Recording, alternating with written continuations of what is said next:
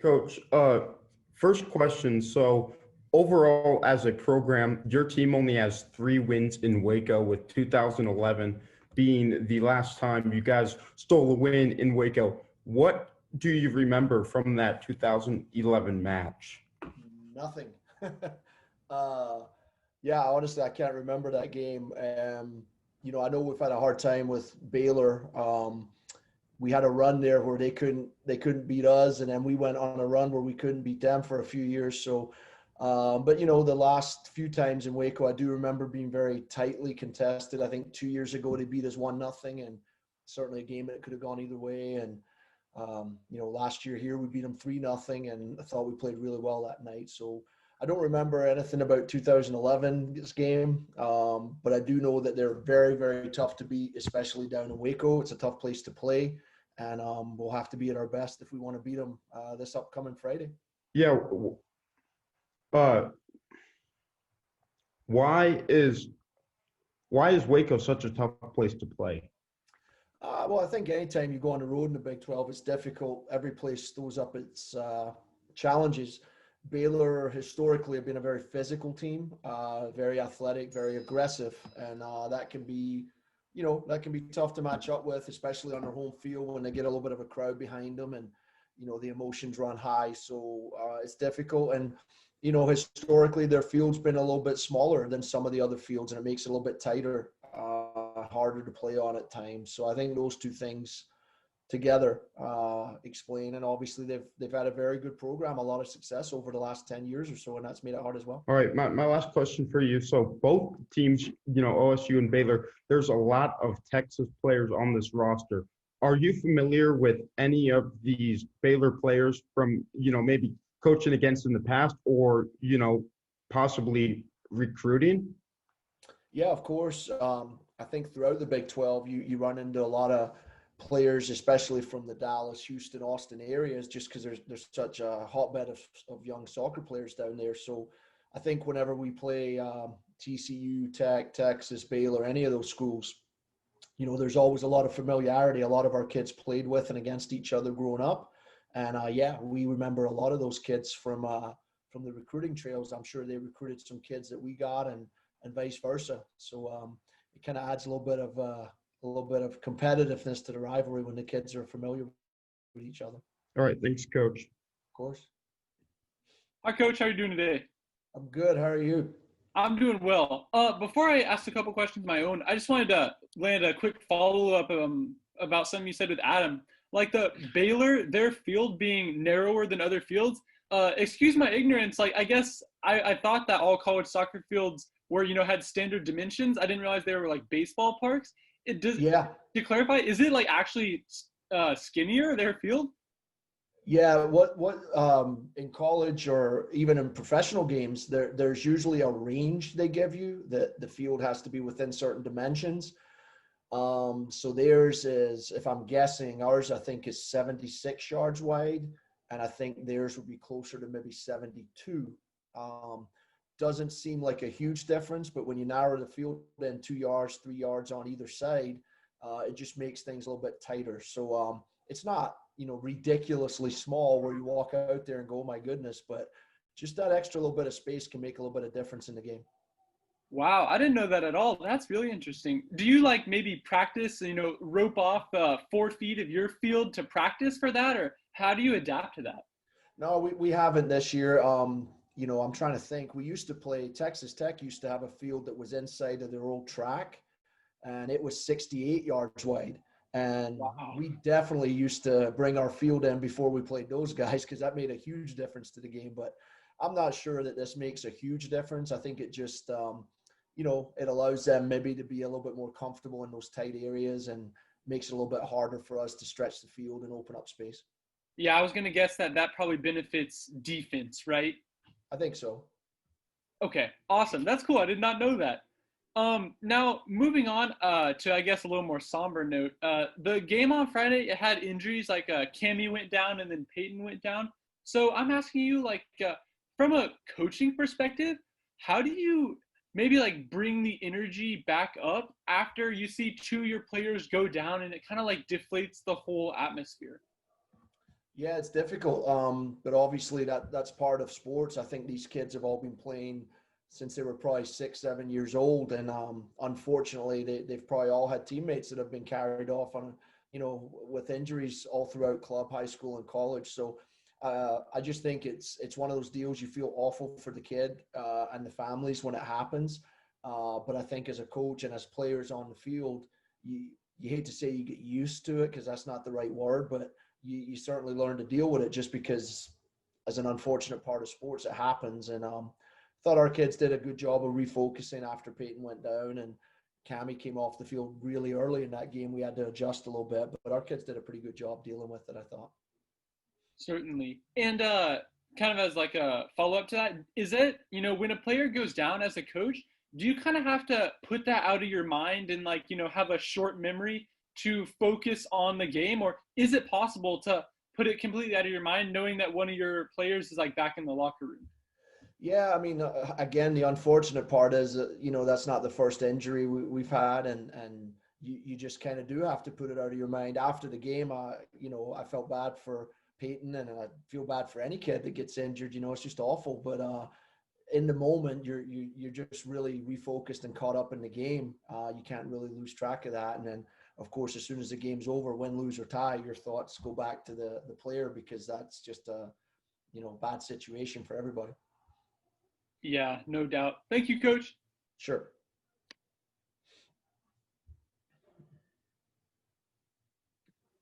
Hey, Coach. I want to ask a couple questions on, I guess, a bit of a happier note, possibly. One of the things you mentioned before in the past in these Zoom conference calls is like some fun kind of practice things you guys do, like staff versus players, penalty shootouts. I'm curious, what are some of those fun activities you guys do during practice? Well, that's one of them. Obviously, we do staff versus the kids. We do those. Usually, we do them later in the year as we start preparing for postseason play because you could have a penalty shootout to advance in the Big 12 or the NCAA tournament.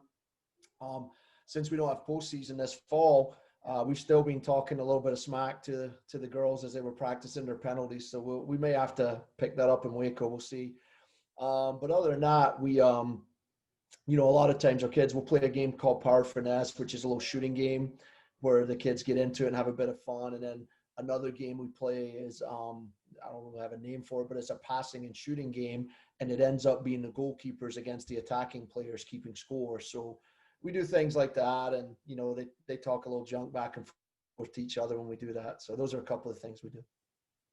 Par Finesse? What did you say that one game was called? Power Finesse. So basically, each offensive player gets a long shot and then a short shot, like right after each other. And if you go 0 for 2, you're out. If you go 1 for 2, you stay in the game. And if you go 2 for 2, you get to challenge somebody on the other team, and they have to make 2 for 2 to stay in the game. So you have two teams going against each other. It's kind of quick fire, and it's a lot of fun, especially when we get down to those last couple of players.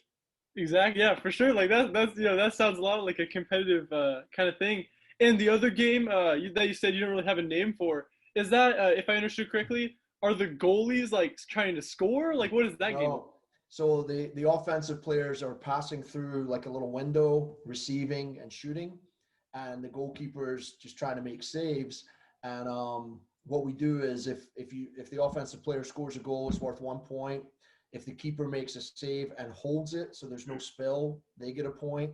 If the offensive players shoot over the goal, that's also a point for the goalkeepers because we're trying to teach them not to shoot high, obviously. And we do like 4 minutes and then rotate and add some different rules in, and we keep score. And it usually becomes, I'm going to be honest, the keepers usually end up winning, but it does get a little competitive towards the end of it. Who's the best trash talker on your team? Oh, man. Let me think here. Grace Yoakum's got to be up there. She talks a little bit of smack. Let me see. I'm just trying to think. Surprisingly, Kim Rodriguez does, but it's usually very quiet, but it's usually about me too, but I usually find out later because she says it so quietly. Who else talks? Hannah Warner, when she's in goal, she'll let them know about it if the keepers are winning. So those are a few that speak up. And one of the really funny things that I also thought was you say even like Wade gets involved. Do you also involve like SIDs? Like is Wade knocking in some PKs once in a while? Well, let's say this. He's listening, so I can say this with clarity. He's not knocking in PKs. He's shooting PKs. I don't know how many he's knocked in, but he's definitely participated. Gotcha. Um, so I'm guessing like normal practices are pretty physically and mentally exhausting. Do you think it's good for your team to have a little bit of fun every once in a while? Course, I mean, there's still young people that like to have fun, and we still like to have fun as coaches. As part of why we do this job, right? So you want to be intense and you want to prepare your team, but that's part of it. They got to enjoy practice. They need to look forward to coming out here every day and competing, and playing those games and having a little bit of fun is obviously it kind of lightens the mood sometimes when things are tense. So I think that is important that they not only work hard and prepare for the game, but they also enjoy what they're doing. I think that's a big part of it. Gotcha. And I wanted to ask you, if you're okay with it, another question about something you previously mentioned in a conversation about Solar FC in Dallas, the club team they have there. Um, what can you tell me about that team? Like, is that a team that's pretty well known to the OSU soccer coaching staff? Yeah, so in Dallas, there's 4 or 5 top clubs. You've got Solar, you've got FC Dallas, you've got Sting, you've got Defeaters, Texans. I mean, these are all clubs that have top players every year. And depending on the age group, like under 19, Solar might be the number one team, and under 17 it might be FC Dallas, and under 16 it might be Defeaters, and 14s might be Sting. So we all the Big 12 schools recruit the heck out of Dallas and recruit those clubs. So we've got players probably from every one of those clubs who have been very successful here. So Solar's one of them for sure. That we recruit. Hannah Webb played for Solar. Amber Lockwood played for Solar. Claire Ganser played for Solar, and of course we've got kids that have played.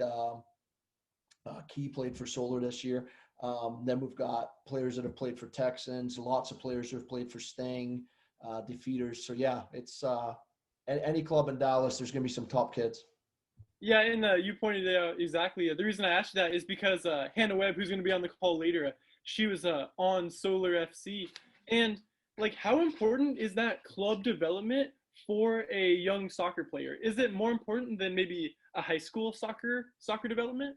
Yeah, it's 10 times more important than high school in our sport. A lot of the kids play high school, but it's the level's not as good as club, because the club teams are made up of the best players out of all the high schools, and you basically eliminate the kids that are just out there to have fun. So once you get into those competitive club teams out of Dallas, Houston, Austin, Tulsa, OKC, Kansas City, wherever, when you get into those club teams, it's basically the elite high school players, and they all play with and against each other. So that in our sport, that's really the way it works. You don't really recruit high school very often. You definitely recruit the club soccer scene.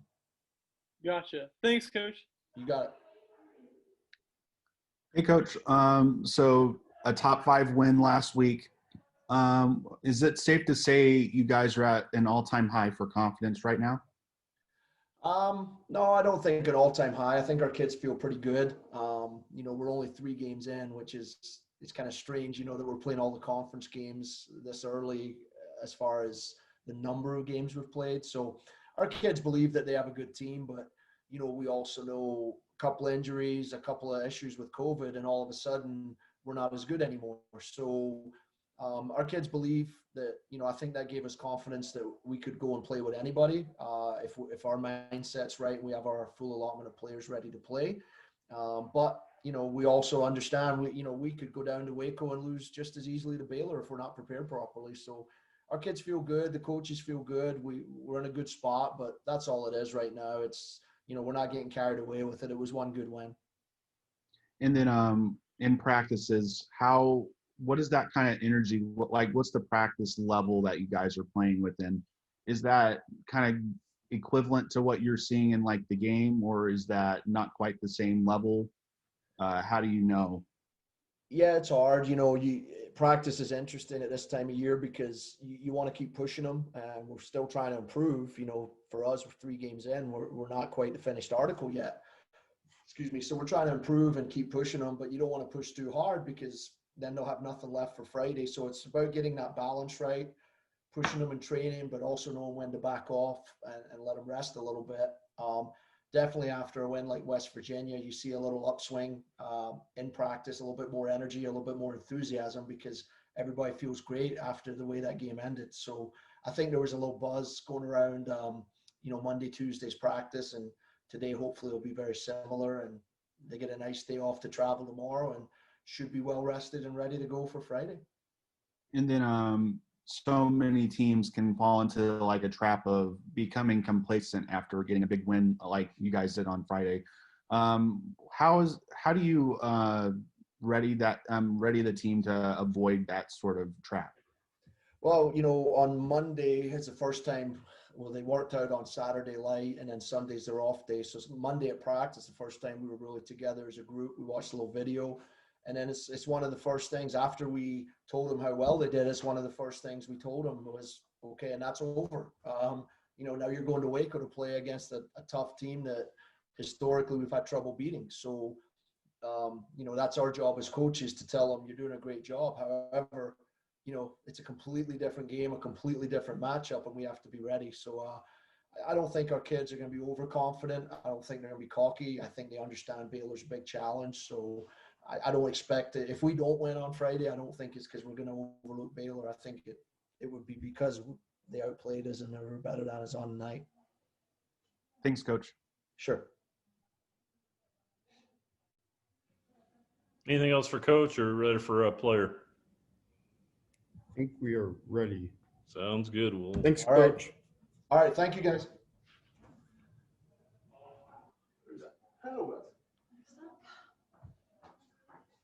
Sounds like Hannah will be first, so Hey, guys. you can go ahead and get Hey. started. Hello. Hey, Hannah, my first Hey, question guys. for you is, as a Texas native headed back to Waco, do you personally find any significance in playing in your home state of Texas? And is there any added motivation to show out, in your home state in front of maybe friends or family? Absolutely. I mean, I've got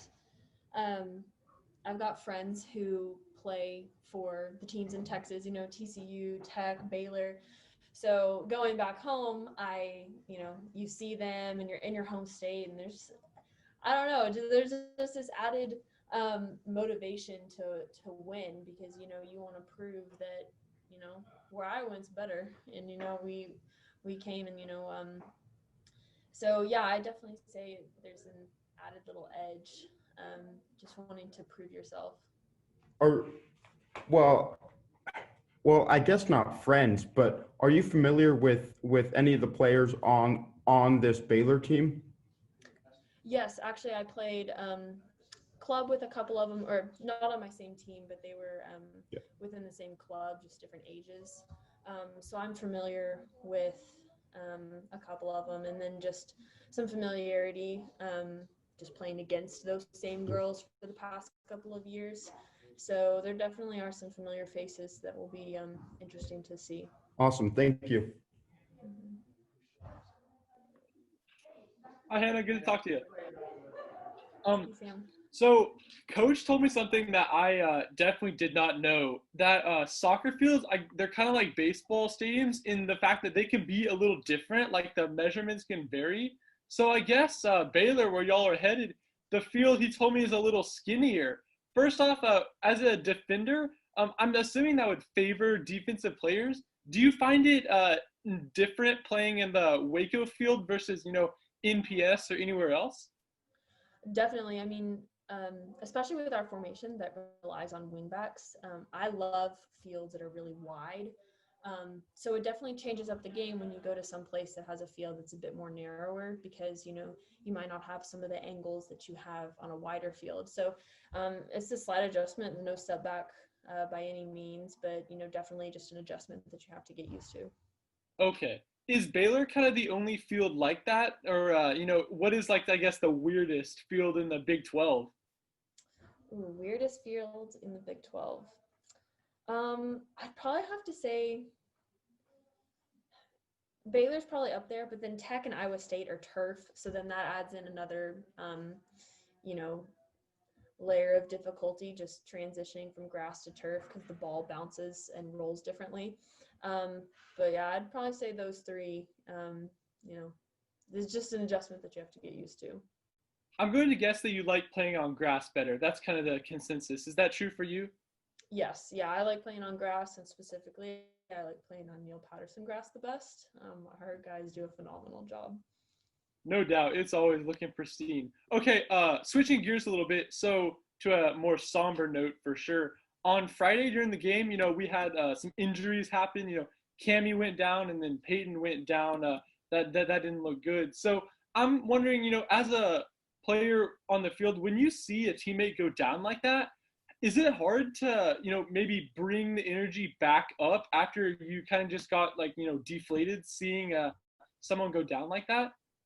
Yeah, it's definitely hard because especially for players like Peyton and Cammy who give 100% of their effort every single time, that they really had to be hurt to stop the game or to go out or, take a knee or whatever. So, your heart goes out to them because you don't wish that on anybody.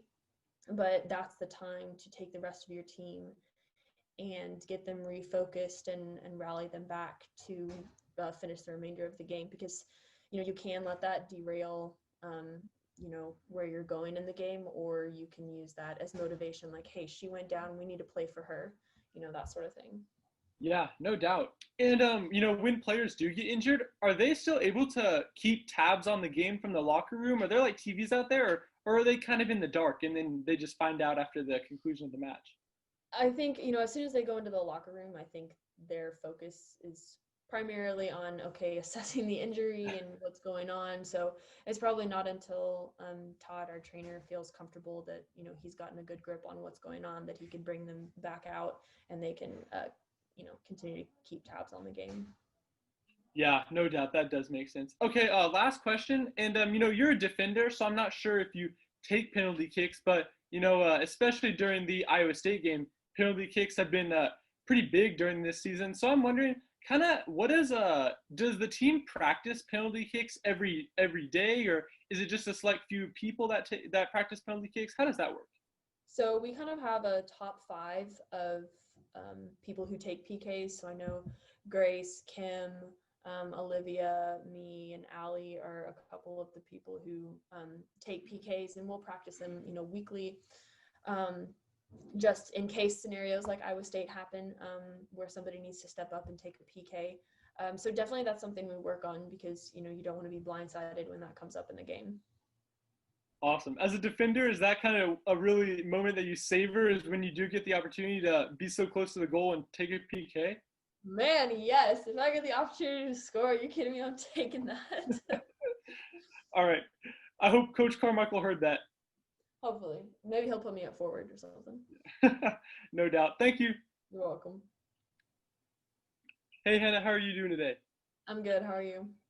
I'm doing well. And I wanted to ask you something about a conversation that Coach and I had last week on the Zoom call. We were talking about players from Dallas and the recruiting players from Texas and all the talent of high school soccer in Texas.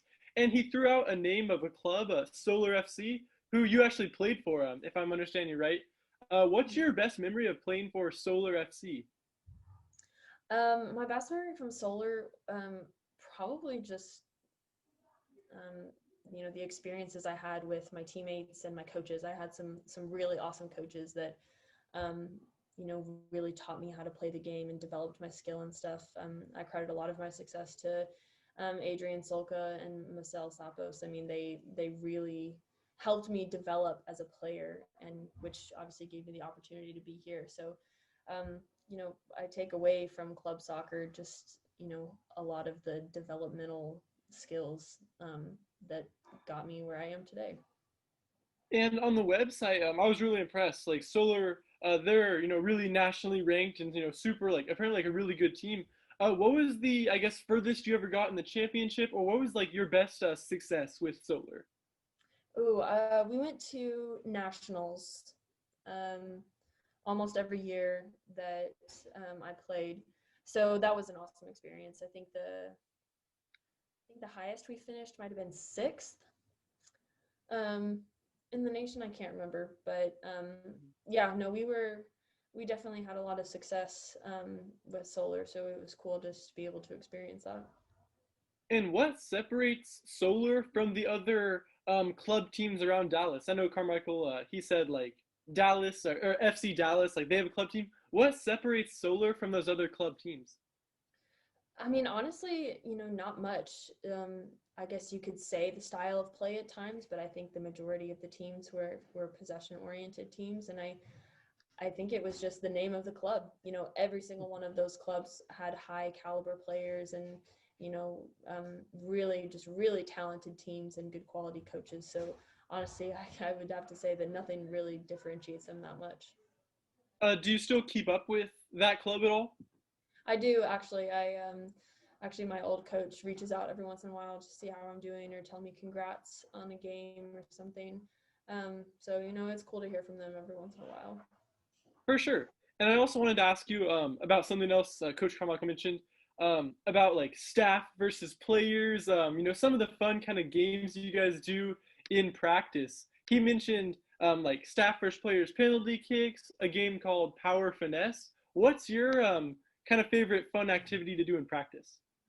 My favorite would have to be staff versus players PKs, because to see some of them wind up and take a PK when clearly it's been a couple years, yeah, that's pretty funny to see. And then we'll throw in people who didn't even play soccer, like Mal, our strength and conditioning coach, or Todd. So it's just funny to see them take a PK just because, they weren't soccer people. What's the reaction when one of those non-soccer players, I guess, does score? Or do they score? I actually can't remember if they've scored before, but whether they scored or not, there's just jubilation from the whole team just to see them get out there and do something soccer related.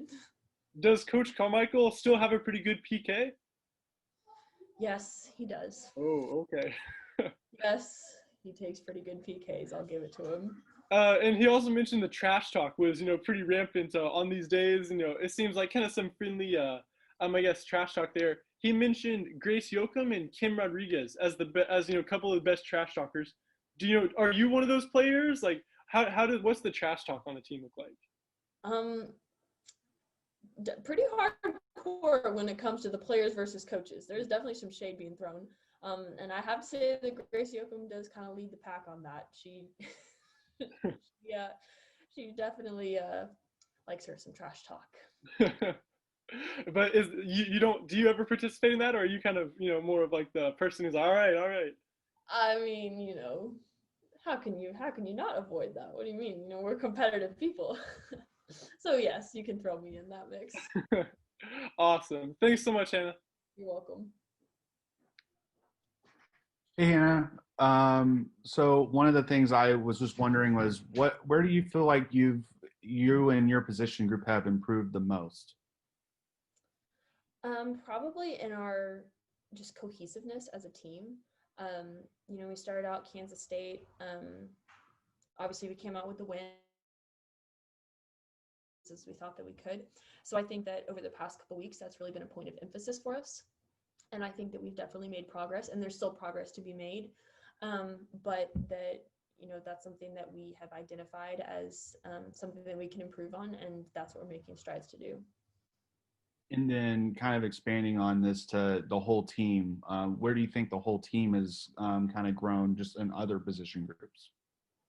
I think just all over the field, like from forwards to defense to midfielders to keepers. I think, we've just kind of knocked off that initial rust of not playing for so many months, just because of COVID. So, while this seems very generic, I just think truly that, everyone's just kind of gotten into their groove a little bit and is able to knock off the rust of not playing and, kind of start to develop, just kind of an understanding of how everyone plays and things like that. Thanks, Hannah. That everything for Hannah? Get Olyvia in here for our 8.5 minutes left. So Thanks. Thanks, guys. thanks. So again, y'all just go ahead and get started so we don't waste any time. All right.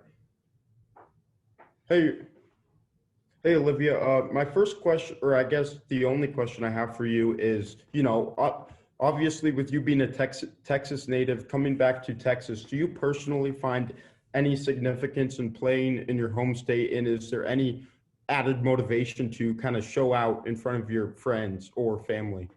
Of course. I mean, always heading home and hoping that you get more fans than normal just because you are, people are about 2 hours, an hour away, however long.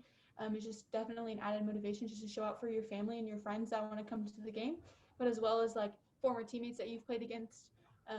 You just want to be better than they were and just kind of show them that you're where you're at for a reason and that you're at the better school. So, of Awesome. Thank you. course. Hi, Olivia. Hi. The first question I wanted to ask you was something that I just learned in this press conference. Your coach and Hannah told me is about kind of how fields can vary school to school. So like I found out that I guess when y'all head to Waco, that field is pretty skinny there. So I'm wondering, as a freshman, like I don't know if you experienced it, but how do you think the field variation will come into play? Do you adjust your style at all? I would say yes. I mean, I think that we adjust because obviously we play with wingbacks, so we don't get to be as wide, so we have to adjust kind of playing with them. We play a little more narrow. That just comes with obviously, like you said, like the dimensions of the field. When you can't go wide, you have to play more narrow. But at the same time, we still emphasize playing wide, so we'll still play our game when it comes to that aspect of it. But you do have to like minorly adjust just a little bit, but as well as just still focusing on you and your game and not adjusting too much to how the opposition is playing. Okay, that's good to know. And switching gears to a more somber note, last Friday there were two players on the Cowgirls that went down.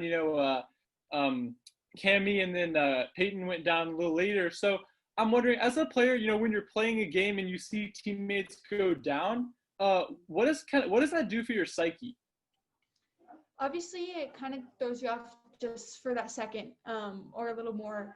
Cammy is just kind of one of the core of our defensive midfield positions. I mean, she's been here for 4 years. She does her job well, and she always has. She's a very behind-the-scenes type of player. And then obviously Peyton just this was her first like 3 games in her college career because she hasn't been able to play because of her ACL. So that one is just like that really hits your heart because you feel for her. So obviously in the moments you're just like, man, that sucks, and you can think more about it after the game, but you just kind of have to focus on getting through the game and just playing for your teammates at the end of the day and just doing your job to the best of your ability, and just kind of stepping up even more for them. So yeah. No doubt. And how do you find yourself maybe having to manufacture some energy? How do you like bring back the level of energy after a player that goes down and it kind of like dampens the whole atmosphere? Yeah, I mean, for sure. I just find myself having to be a lot more vocal than normal. I feel like I'm a pretty vocal person to begin with. Like, I've always been that way, even just coming in last year. Like, I've always just been a vocal person, whether I'm a freshman or not. So just kind of continuing to be vocal, but maybe being more vocal, but in a more encouraging way. Like with just the clap of the hand, just like, we got this, just continuing to push on it with the energy and not allowing those little moments to get into everybody's head is just kind of what you have to do as a leader. And those may not be leaders, just like on the sideline, as much as we heard our teammates yelling and screaming for us, I mean, that goes a long way as well. So everyone just kind of doing their job to the best of their ability kind of brings the energy back up. Yeah, that's well said. Thank you, Olivia. Of course. Hey, Olivia, I just wanted to quickly ask you a question about your favorite practice kind of fun activity. Coach mentioned there's a game called Power and Finesse, but also the staff versus players penalty kicks. What's your favorite activity? That's a good one.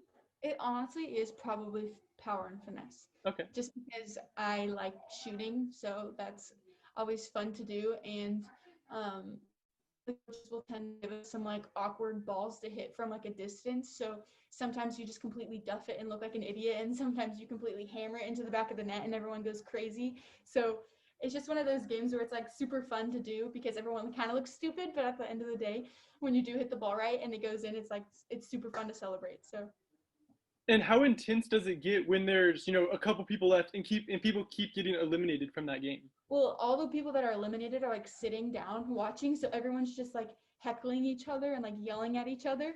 So it can tend to get pretty intense.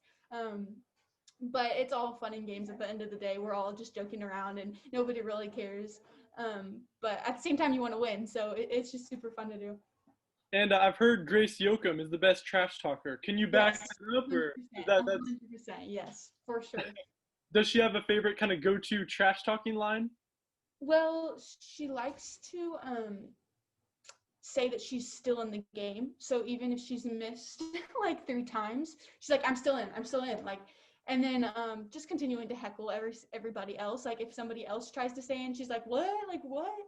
Even though she's constantly wanting to say that she's still in. But yeah, she's super fun. Gotcha. Thanks, Olyvia. Good luck at Waco. Thank you so much. Hey, Olivia. So I kind of asked this to Hannah earlier, but where do you feel like you have improved in your position group has improved the most? Ooh, I think my physicality.